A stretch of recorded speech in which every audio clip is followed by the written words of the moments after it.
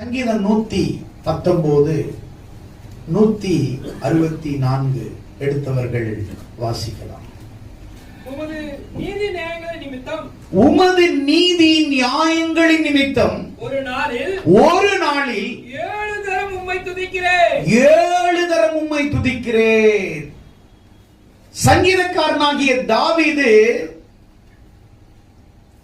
ஒரு நாளுல 7 முறை கர்த்தரை துதிக்கிறார். எவ்வளோ?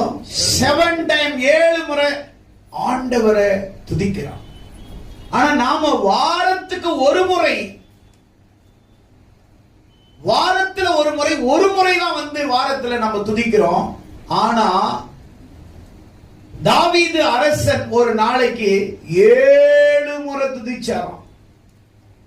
அப்படின்னா 7 என்கிற இலக்கு எபிரேயத்திலே